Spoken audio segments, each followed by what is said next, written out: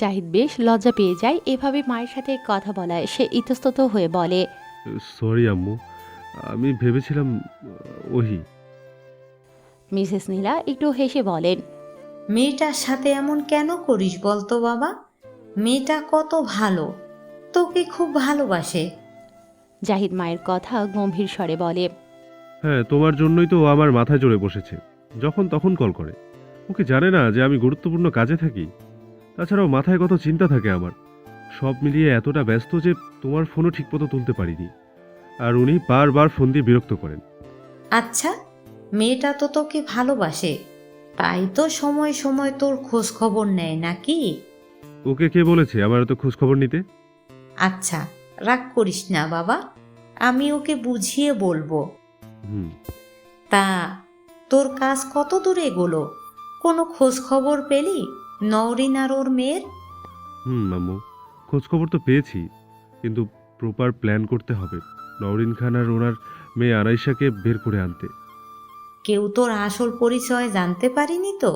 আর মেহেরাব, ও কি তোকে কোনোভাবে সন্দেহ করছে? না না, ওর সন্দেহ করার কোনো স্কোপই আমি রাখিনি। আচ্ছা আম্মু, রাখি। এখানে বেশি কথা বলা যাবে না, কেউ শুনে ফেললে বিপদ হয়ে যাবে। হুম। জাহিদ ফোন রাখতেই আবারও তার ফোনটা বেজে ওঠে। ওহি নামের মেয়েটা আবারও তাকে কল করেছে। এবার আর কোনো উপায় না পেয়ে জাহিদ ফোনটা রিসিভ করে। ফোন কানে ধরতেই অপর পাশ থেকে একটা মিষ্টি গলা ভেসে আসে। নরম কণ্ঠে ওহি নামের মেয়েটি প্রথমেই জাহিদকে সালাম দেয়, এরপর বলে, আপনি ফোনটা কেন তুলছিলেন না? আমার কত চিন্তা হচ্ছিল জানেন। জাহিদ যতই বিরক্ত হোক না কেন তার অজান্তেই ঠোঁটের কোণে হাসি ফুটে ওঠে। যাই হোক না কেন এই একটা মেয়ের ওপর সে রেগে থাকতে পারে না। জাহিদ তাও মিথ্যে করে রাগী কণ্ঠে বলে, যখন ফোন তুলি না তখন নিশ্চয়ই কাজে ব্যস্ত থাকি। বারবার কেন ফোন করো? আমার টাইম হলে আমি ফোন করব। আর ফোন করবে না আমাকে, না হলে তোমাকে ব্লক করে দেব। ওহি জাহিদের কথা শুনে কিছুটা অভিমান করে, তাই সে বলে, ঠিক আছে, আর কখনোই ফোন করব না আপনাকে। বলেই ফোনটা কেটে দেয় ওহি। আর জাহিদকে ব্লকও করে দেয়। জাহিদ ফোনটা হাতে নিয়ে ওহিকে আবারও কল করতে যায়, কিন্তু কল ঢোকে না। জাহিদ বুঝতে পারে যে ওহি তাকে ব্লক করে দিয়েছে।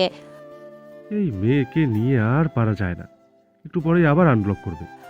হঠাৎই একজন নার্স তার সামনে এসে দাঁড়ায় আর বলে, পেশেন্টের স্যালাইন শেষ, এখন ওনাকে নিয়ে যেতে পারেন। জাহিদ উঠে কেবিনে প্রবেশ করে। আনেশা বেড থেকে নামছিল। জাহিদ তার কাছে গিয়ে বলে, এমনটা কেন করতে গেলে বোন? নিজের ক্ষতি কেউ করে?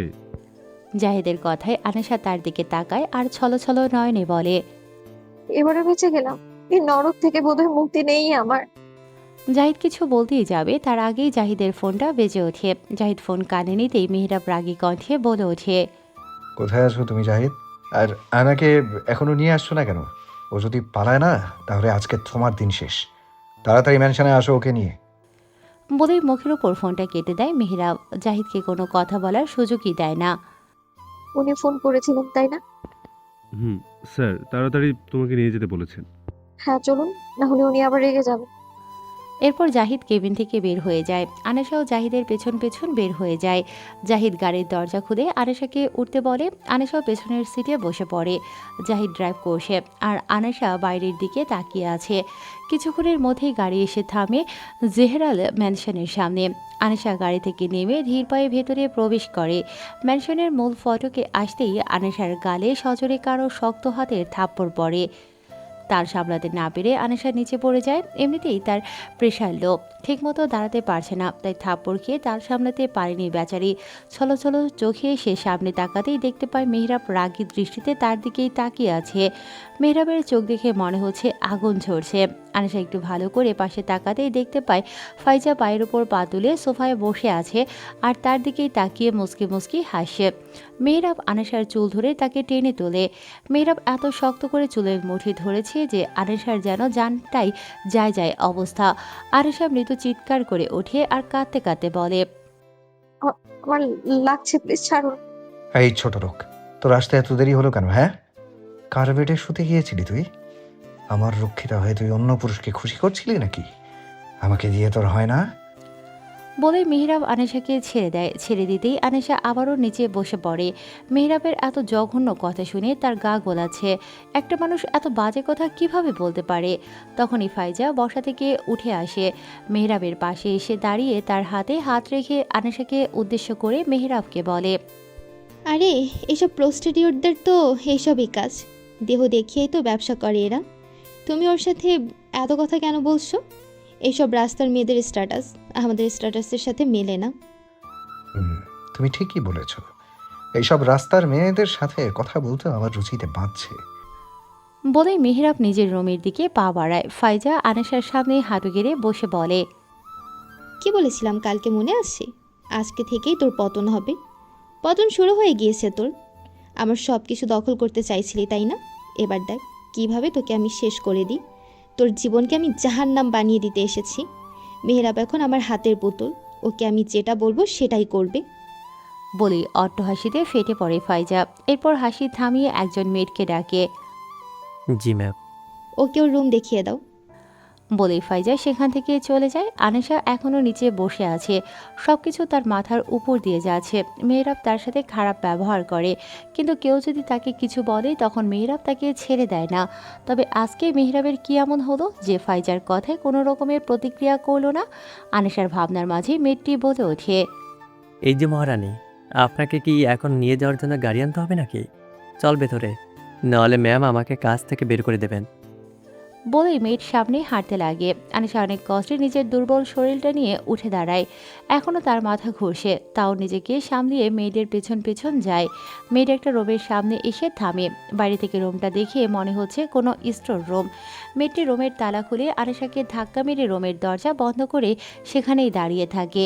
রুমের মেঝেতে জায়গায় জায়গায় পেরেক পড়েছিল। আচমকা ধাক্কা দেয় আনিশা তার সামলাতে না পেরে পড়ে যায়, আর একটা পেরেক তার হাতে গেঁথে যায়। সাথে সাথেই আনিশা চিৎকার দিয়ে ওঠে। দরজার বাইরে ওই মেয়ে দাঁড়িয়েছিল, সাথে ফাইজাও সেখানে উপস্থিত হয়। রুমের ভেতর থেকে আনিশার চিৎকার ভেসে আসছে, যেটা শুনে ফাইজা আর সেই মেয়ে মিটিমিটি হাসে। এই মেয়েকে সবসময় নিজের চোখে চোখে রাখবে, যতভাবে পারো কষ্ট দেবে। ওর কপালে যেন সুখ নামের কোনো জিনিসই না জোটে।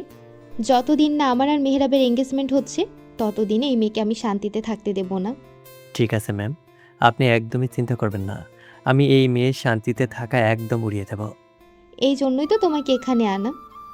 তোমার কাজ শুধু ওই মেয়েটাকে কষ্ট দেওয়া, ওর সব কাজে ঝামেলা পাকানো, যাতে আমি অশান্তি সৃষ্টি করতে পারি আর মেহরাবকে দিয়ে ওকে উচিত শাস্তি দিতে পারি।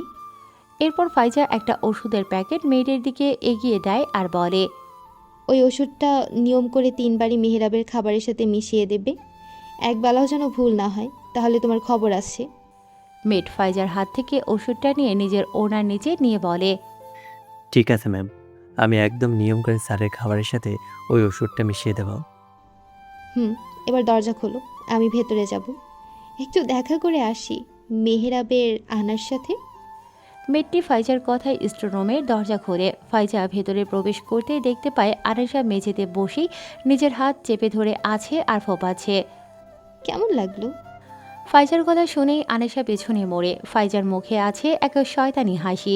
আনিশা কিছুই বলে না। ফাইজা আনিশার কাছে এসে বলে, আহারে, ছোট্ট মেয়েটা কতটা কষ্ট পাচ্ছে। চিন্তা করিস না, আর তো 3টা মাস, তারপর তো সব কষ্ট দূর হয়ে যাবে। চিরদিনের জন্য মুক্তি পেয়ে যাবি তুই। ততদিন না হয় একটু কষ্ট সহ্য কর। আনিশা ছলছল নয়নে ফাইজার দিকে তাকায়। মুখে কিছুই বলছে না সে। ফাইজা নিজের হাতের ঘড়ির দিকে তাকিয়ে বলে, মেহরাবের কফির টাইম হয়ে গিয়েছে, তাড়াতাড়ি নিজের এই কান্নাটা বন্ধ করে কিচেনে যা। 2 কাপ ব্ল্যাক কফি বানিয়ে হলরুমে নিয়ে আয়। তোর কাছে 10 মিনিট সময় আছে। বলেই ফাইজা রুম থেকে বের হয়ে যায়। আনিশা এখনও ঠায় বসে বসে নিজের চোখের পানি ফেলছে।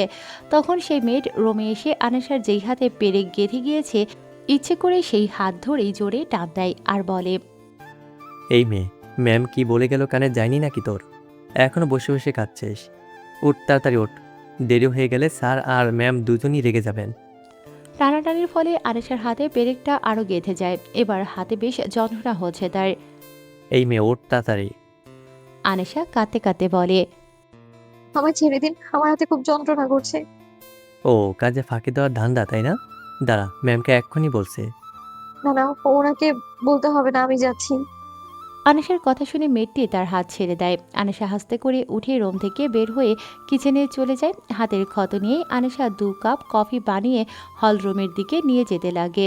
এমন সময় সেই মেয়েটি ইচ্ছে করে আনিশাকে ফেলে দেয়।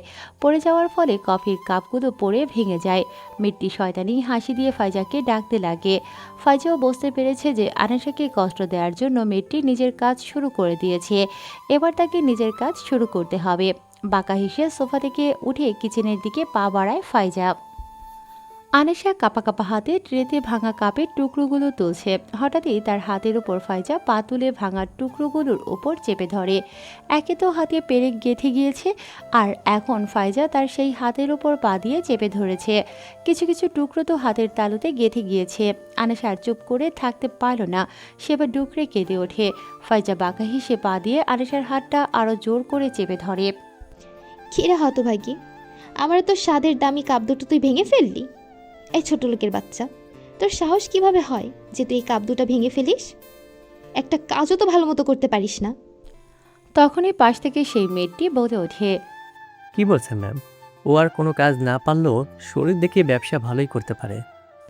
বলেই হেসে দেয় মেয়েটি। ফাইজাও তার কথা শুনে হেসে দেয় আর তারপর বলে, ও হ্যাঁ হ্যাঁ, আমি তো ভুলেই গিয়েছিলাম, ওই মেয়ে তো দেহ ব্যবসা ভালোই পারে।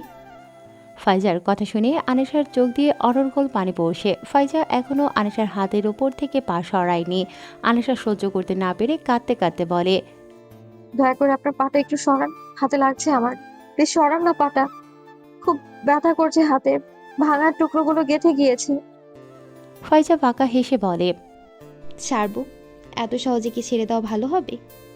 বলে ফাইজা নিজের মেয়েটির দিকে তাকিয়ে বলে, কি বলো, একে ছেড়ে দেবো নাকি আরও কিছু করব? ম্যাম, ছেড়ে দিলে তো মজা হবে না, আর একটু কষ্ট দিন এই মেয়েকে। ঠিক আছে। বলেই ফাইজা আনিশার হাতের ওপর থেকে পাটা সরিয়ে ডলতে ডলতে মেহরাবের কাছে যায়।